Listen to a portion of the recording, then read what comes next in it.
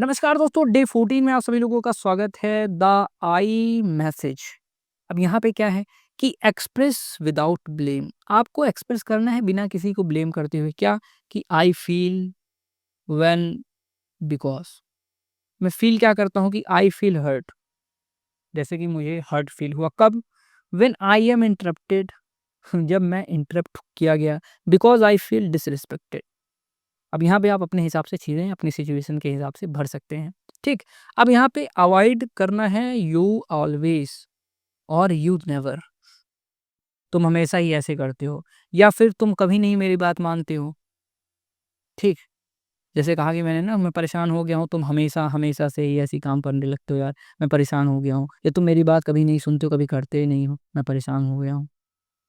तो इसको थोड़ा सा अवॉइड करना है कि I feel hurt when I am interrupted because I feel disrespected.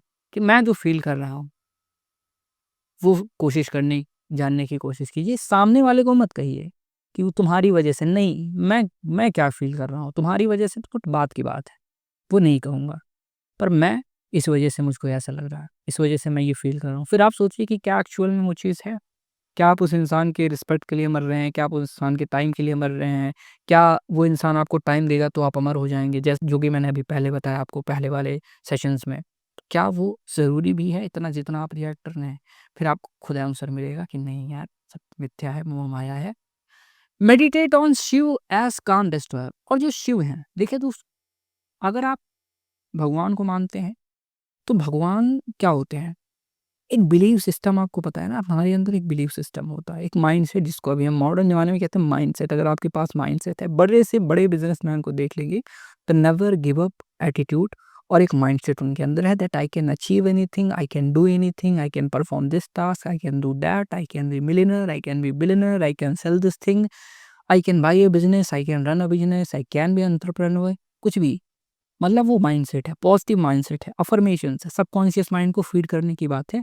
तो वैसे ही अगर एक बिलीफ सिस्टम आपके अंदर होता है, जैसे भगवान शिव हैं, अब उनके साथ एक कहानी चली आ रही है।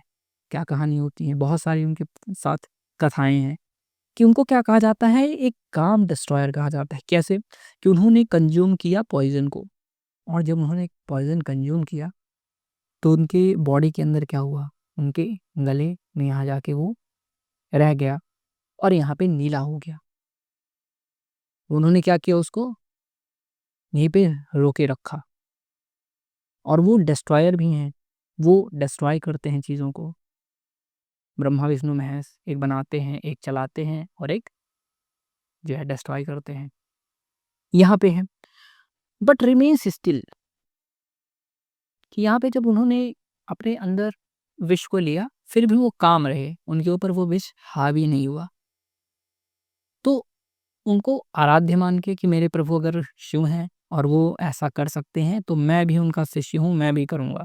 कि अगर मेरे भगवान विष को जो है सह सकते हैं और उन्होंने रिएक्ट नहीं किया, तो मैं थोड़े से एंगर को सह ही सकता हूँ, मैं रिएक्ट ना करूँ। इस सिचुएशन को मैं सह ही सकता हूँ, रिएक्ट ना करूँ। तो एक ये माइंडसेट आपका देता है, तो आप उसमें कह सकते हैं, आप कुछ भी कर सकते हैं। इसमें किसी को भी अपना आइडल मान सकते हैं, आप अपने काम को भी आइडल मान सकते हैं।